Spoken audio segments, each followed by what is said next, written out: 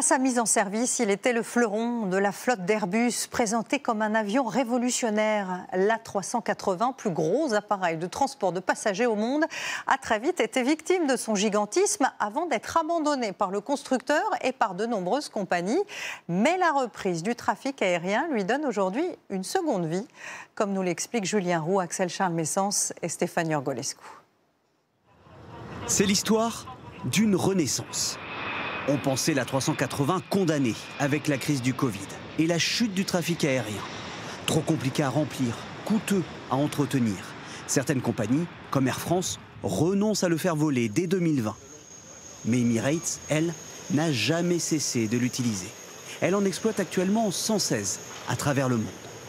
Dès la sortie du Covid, on a compris qu'il y avait ce besoin de voyager qui était vraiment massif. Et aujourd'hui, le trafic est revenu au-delà des niveaux d'avant-crise. Les avions sont pleins, donc ça nous permet de rentabiliser.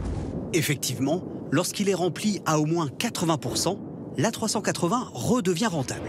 Il consomme moins de carburant par passager que des avions plus petits. Et même si Airbus a mis fin à sa production en 2021, l'appareil a profité de la reprise mondiale du trafic passager.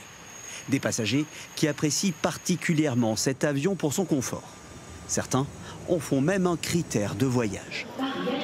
Super, oui, très très bien. On a de la place pour les jambes, on sait bien se coucher aussi. Non, confort, bien sûr on n'était pas en première classe, mais on avait un confort bien.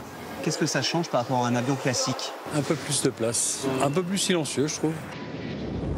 Sur les 251 exemplaires construits au total, 150 continuent encore de voler aujourd'hui, sous les couleurs de 10 compagnies aériennes qui les ont parfois ressortis des hangars. Comme la Lufthansa. La compagnie allemande a décidé il y a 2 ans de refaire voler des A380. Les pilotes ont donc dû se reformer. On s'est préparé sur simulateur pour le piloter à nouveau, puis en vrai. L'engouement pour le Super Jumbo est tel qu'une nouvelle compagnie britannique, Global Airlines, mise tout sur lui. Lancée dans quelques mois, sa flotte sera uniquement constituée d'A380.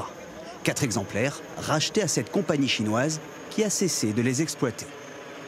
Avec ce retour en grâce inespéré, peut-on imaginer qu'Airbus relance la production ? Ce serait très compliqué d'abord parce que les usines, l'assemblage de la 380, maintenant, elles font d'autres choses. Des avions plus petits qui se vendent en beaucoup plus grande quantité. Et puis même les pièces détachées, tous les fournisseurs, eux aussi, ils se sont adaptés pour répondre à des besoins et des avions qui sont vendus en beaucoup plus grande quantité. Les compagnies devront donc compter sur les A380 déjà produits pour répondre à une demande toujours plus forte.